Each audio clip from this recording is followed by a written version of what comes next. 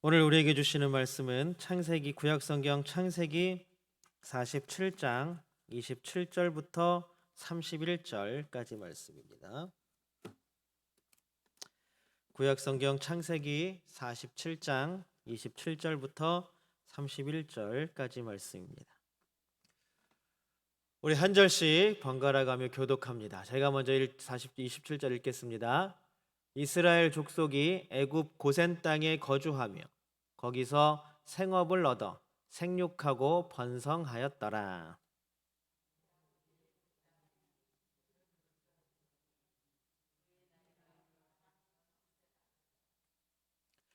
이스라엘이 죽을 날이 가까우매 그의 아들 요셉을 불러 그에게 이르되 이제 내가 내게 은혜를 입었거든 청하노니 내 손을 내 허벅지 아래에 넣고 인애와 성실함으로 내게 행하며 내 굽에 나를 장사하지 아니하도록 하라.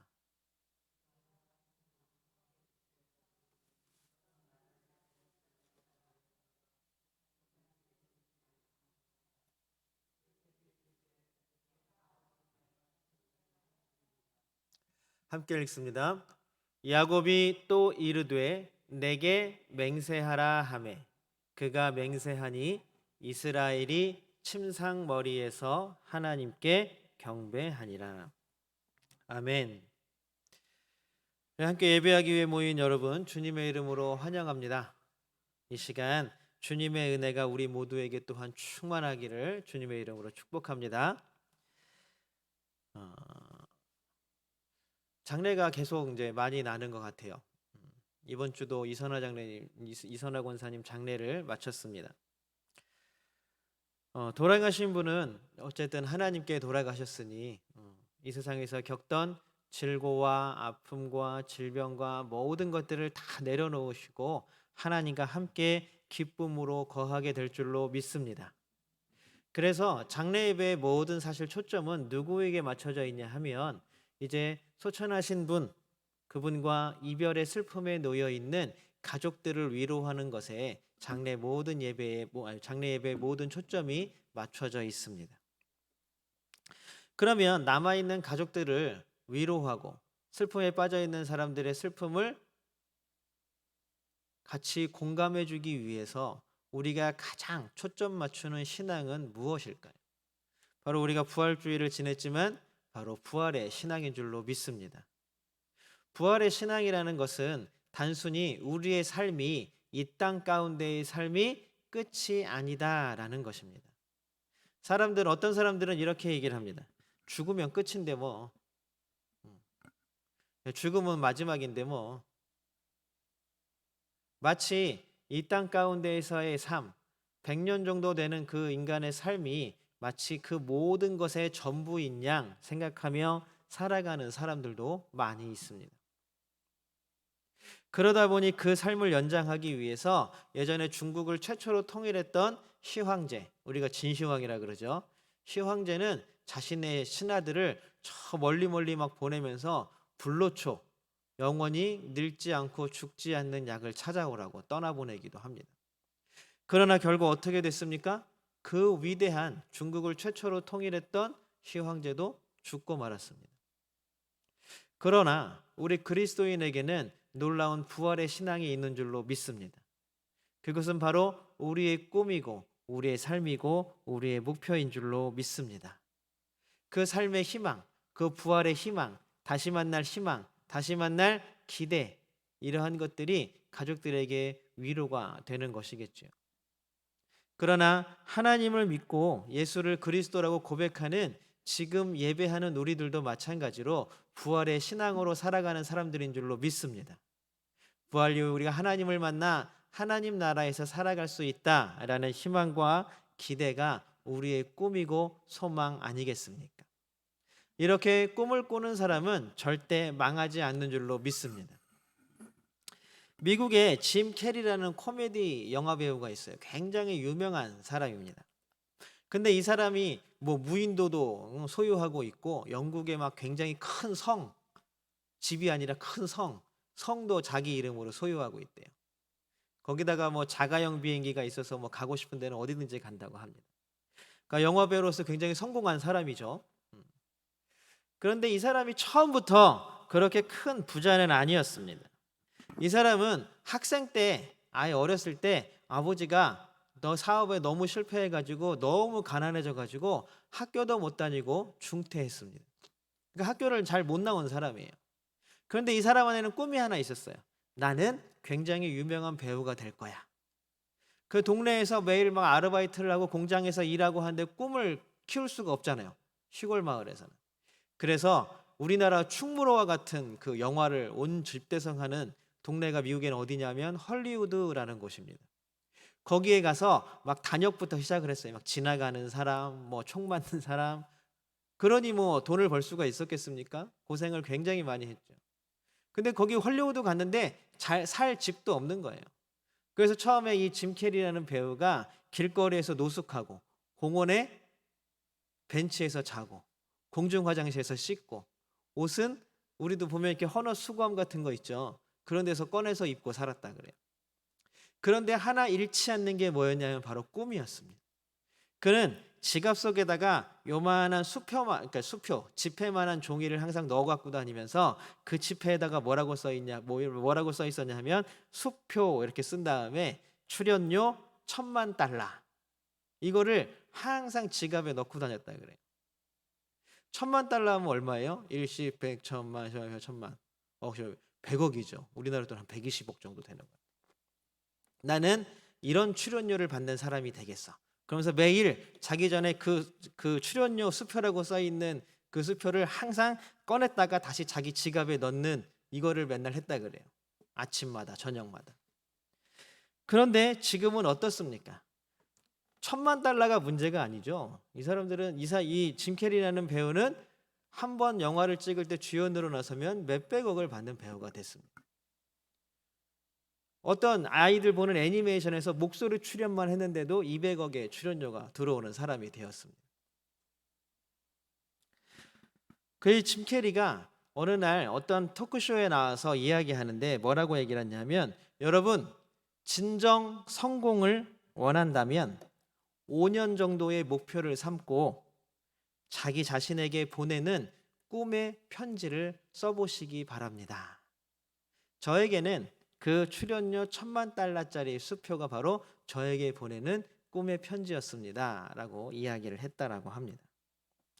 이렇게 꿈을 꾸는 사람과 꿈을 꾸지 못하는 사람은 엄청난 차이가 있습니다. 오늘 하루만 살아가는 사람과 내일을 보고 살아가는 사람은 또 엄청난 차이가 있습니다. 꿈을 얘기하니까 어떻습니까? 우리가 또 요셉이 생각나죠. 요셉의 별명이 뭐예요? 꿈을 꾸는 사람. 꿈을 꾸는 사람. 그런데 그 꿈은 요셉 자신의 꿈이었습니까? 하나님께서 주신 꿈을 꾸었던 사람이 요셉입니다. 그래서 요셉의 별명을 부를 때 바꿔야 돼요. 꿈을 꾸는 사람이 아니라 하나님의 꿈을 꾸는 사람으로 바꿔야 합니다. 그 꿈은 요셉 자신의 삶을 위한 꿈이 아니었기 때문입니다. 그 꿈은 하나님이 주신 꿈이었고 하나님이 꾸게 하신 꿈이었고 하나님이 이루시려고 하는 하나님의 꿈이기도 했습니다. 단순히 요셉은 하나님이 주신 꿈을 믿었고 그리고 그 꿈을 이루기 위해 순종했고 또한 그 꿈을 이루기 위한 하나님의 뜻에 동역하는 동역자가 되었습니다. 그리스도인의 꿈은 어떤 것일까요? 그리스도인의 꿈도 마찬가지로 하나님께서 주시는 꿈인 줄로 믿습니다. 하나님은 지금도 우리에게 꿈을 주시고 그 꿈을 꾸게 하시고 그 꿈을 이룰 수 있다라는 믿음을 주시는 줄로 믿습니다. 여러분 이제 어떠세요? 권사님들, 장로님들, 주사님들 보면 나는 이제 다 살았는데 무슨 꿈을 꿔? 요새는 잠을 자도 꿈이 안 꿔져. 실제로 제 신방 다니면서 제가 들었던 얘기예요. 꿈이 안 꿔지신대요. 꿈이 안 꿔지신대요. 근데 여러분 그러면 안 돼요. 그리스도인은 꿈을 꿔야 돼요. 하나님이 주시는 잠잘 때 꾸는 꿈이 아니라 항상 우리 마음 가운데 꿈이 있어야 돼요. 희망이 있고 기대가 있어야 돼요.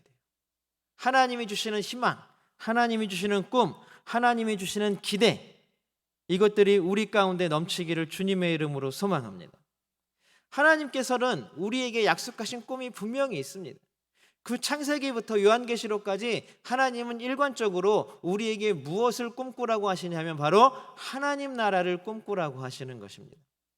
하나님이 천지를 창조하실 때부터 아브라함을 부르시고 그의 자손들을 삼아서 하나님 나라를 이루시려고 하셨고, 이스라엘을 통해서 하나님의 백성이 어떤 백성인지를 깨닫게 하시려고 하셨고, 그게 안 되니까 아수르를 통하여 바벨론을 통하여 계속 잘못된 길에서 돌아서라고 때리시기도 하셨고, 결국 다시 한번 예수 그리스도를 통하여 하나님의 나라를 우리 가운데 이루려고 하셨습니다. 결국 그리고 또 예수 그리스도의 죽으심과 부활하심으로 말미암아 하나님 나라가 이 땅에 이미 임하였음을 우리에게 알려주셨고, 그 하나님 나라가 완전해지는 꿈을 꾸게 하신 줄로 믿습니다. 결국 그럼 간단하게 얘기하면 하나님이 우리에게 꾸게 하시는 꿈은 뭐냐? 바로 하나님 나라의 백성으로서의 삶이라는 것입니다. 하나님 나라를 이루는 꿈이, 바로 하나님의 꿈이 우리 모두의 꿈이 되기를 주님의 이름으로 소망합니다. 이제 요셉을 통하여서 꿈을 꾸게 하신 하나님께서는 그 꿈을 이루는 한 방편으로 이집트의 야곱과 야곱의 가족들을 불러 들이셨습니다. 우리 27절 한번 같이 읽어볼까요? 27절 세 번역으로 같이 한번 읽어보겠습니다. 시작. 이스라엘 자손은 이집트의 고센 땅에 자리를 잡았다. 거기에서 그들은 재산을 얻고 생육하며 번성하였다. 이집트에 정착한 야곱과 야곱의 가족들은 어때요? 재산도 얻고 생육하고 번성했대요. 이거보다 더 좋을 수 있습니까? 여러분, 어딘가에 막 그 이민을, 우리나라 예전에 초기에 미국으로 다른 나라로 이민을 엄청 많이 갔었죠. 이민 가서 살면서 성공하는 게 사실 쉽지 않은 일이라고 합니다. 예전에 제가 대학원 다닐 때 이민 목회를 하시는 목사님 오셔서 한번 특강을 하신 적이 있어요. 미국은, 그러니까 이민 간 사람들은 이 미국 이민교회에는 한 가지 불문율이 있대요. 뭐냐면 한국에서 뭐 하다 왔는지 물어보지 않는데, 서로. 그게 만약에 내가 한국에서 높은 자리에 있고 잘 나가는 자리에 있었다 할지라도 결국 미국에 와서 사는 삶은 다 비슷하다는 얘기예요. 그러니까 그 사람은 창피해서 자기의 과거를 얘기를 못하고, 혹은 무슨 일 때문에 도망가거나 아니면 어쩔 수 없이 자기 뭐 이런저런 일 때문에 한국으로 너무 자기 신분을 속이기 위해서, 감추고 살기 위해서 미국으로 넘어온 사람들 모두가 다 자신의 과거를 이야기하기 싫어한다고 합니다. 그래서 이민교회에서는 서로 간에 한국에서 뭐 하다 왔어요? 이걸 묻는 게 신뢰라 그래요. 그리고 한국에서 고향이 어디예요? 라고 묻는 게 신뢰라고 합니다. 그 정도로 이민 목회는, 이민 가서 살아가는 거는 참 힘들고 어렵습니다. 우리가 미국에서 뭐 슈퍼마켓을 하고 뭘 하고 막 세탁소를 하고 주유소를 하고 하면서 성공한 사람들만 봤지 실패한 사람들이 더 많다 그래요. 만약에 100명이 이민을 갔으면 그 중에 2~3명만 주유소를 하고 세탁소를 하고 슈퍼마켓을 하고 성공한 사람들이지, 나머지 96명, 97명은 다 흑인보다도 못한 삶을 살아가고 있다라고 합니다. 그 정도로 이민 가서 사는 것은 힘든 일입니다. 그런데 가나안 땅을 떠난 야곱의 가족들은 이집트에 딱 들어가는데 어떻게 됐어요? 요셉의 힘을 얻었죠. 요셉이 든든한 배경이 되어준 거죠. 요셉 덕분에 오늘 보면 재물을 얻고 그리고 생육하며 번성하였다라고 성경은 이야기하고 있습니다. 자, 이 정도면 어때요? 만족한 삶 아닙니까? 만약에 우리의 삶이 이렇다면 어떨까요? 아유, 좋지요. 얼마나 좋아요. 모자란 것 없고 부족한 것 없고 걱정할 것 없고 살아가는 게. 그런데 야곱은 그렇지 않았습니다. 야곱에게는 분명히 이루어야 할 하나님께서 주신 꿈이 있었습니다. 그것은 요셉에게 주신 꿈과는 또 다른 꿈이었습니다. 그것은 아버지 이삭 그리고 할아버지 아브라함 때부터 계속 하나님께서 주신 꿈이었습니다. 28장 15절 말씀 우리가 다시 한번 읽어보겠습니다.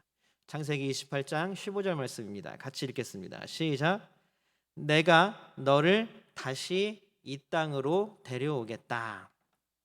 야곱이 형 에서를 피해서 외삼촌 라반의 집으로 도망갈 때 광야에서 잠을 잤잖아요.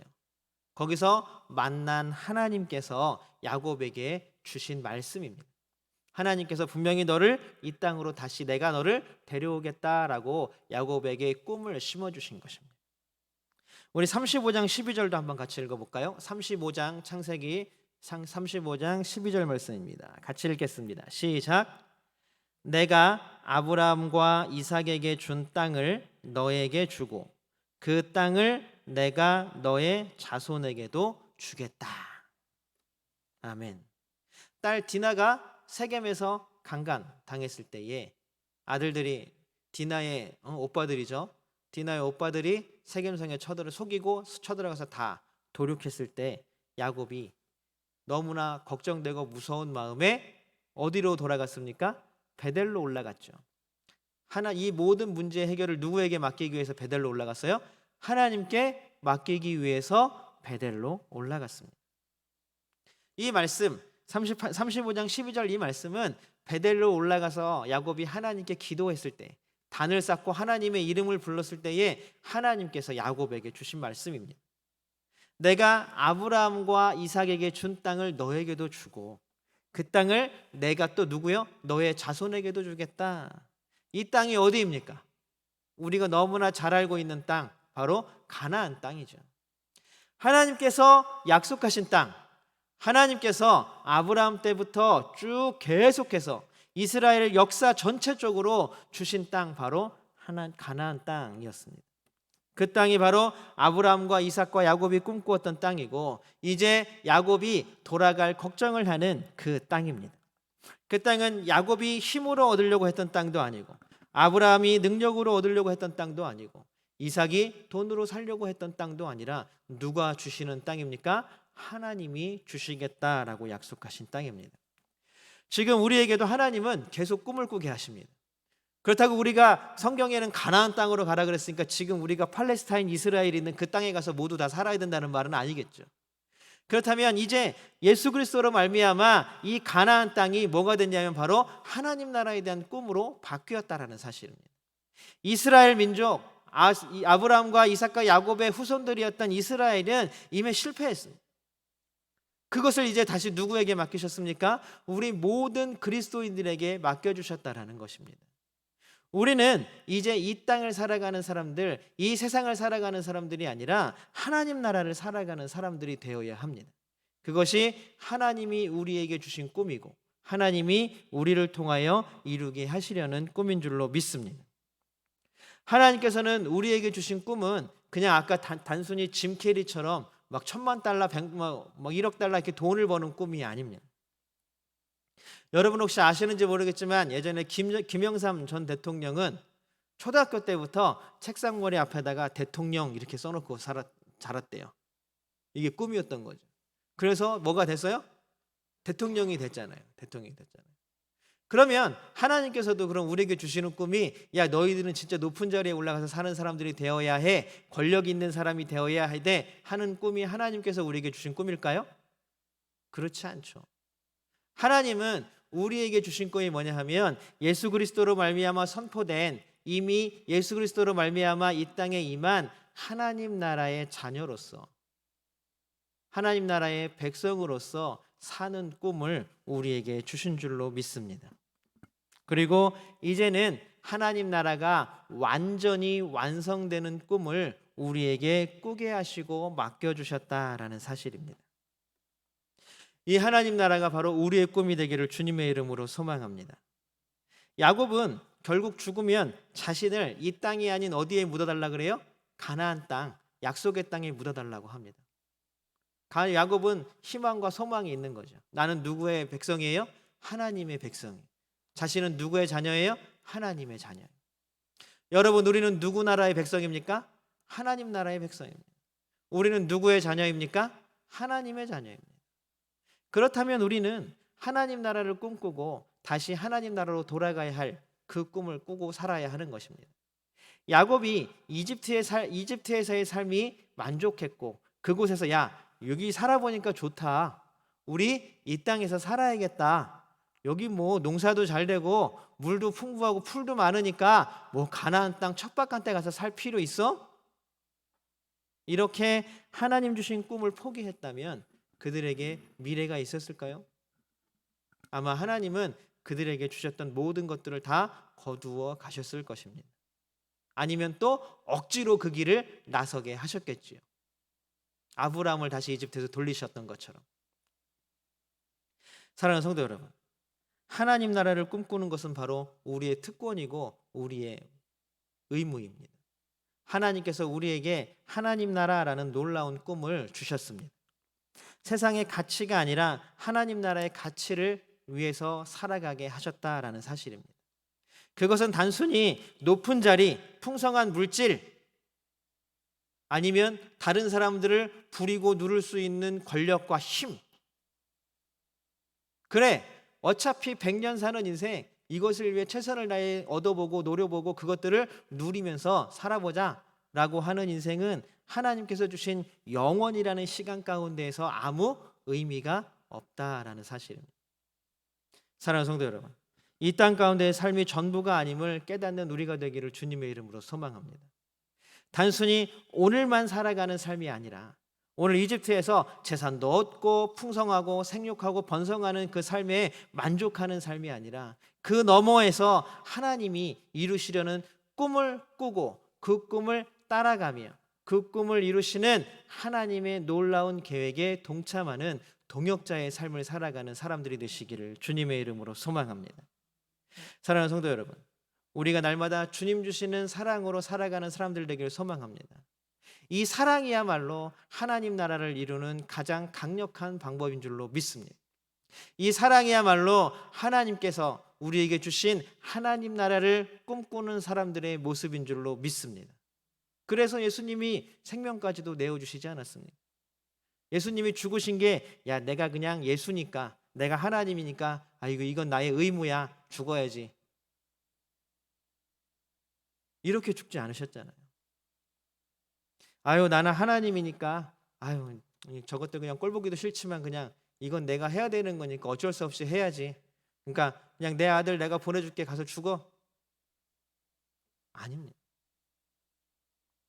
하나님이 우리를 너무나 사랑하셔서 독생자 그 아들까지도 우리에게 내어주신 줄로 믿습니다. 예수님께서 우리를 너무나 사랑하셔서 자신의 생명까지도 내어주신 줄로 믿습니다. 그러니 그 생명으로 우리는 하나님 나라의 백성이 되었고 하나님의 자녀가 되었습니다. 그러면 그 놀라운 사랑을 받은, 그 크신 사랑을 받은 우리들은 하나님 나라를 어떻게 이루어가야 하겠습니까? 예수님처럼, 하나님처럼 사랑하며 살아가는 것, 그것이 바로 하나님의 꿈을 이루어 가는 것인 줄로 믿습니다. 또한 하나님께서 우리에게 꾸게 하신 꿈을 이루는 가장 강력한 방법인 줄로 믿습니다. 우리 모두가 날마다 하나님께서 주신 하나님 나라를 꿈꾸며 살아가는 사람들 되기를 소망합니다. 날마다 주시는 은혜와 날마다 주시는 소망과 날마다 주시는 기대로 꿈을 꾸며 살아가는 모든 예배자들 되시기를 주님의 이름으로 축복합니다. 함께 기도하겠습니다.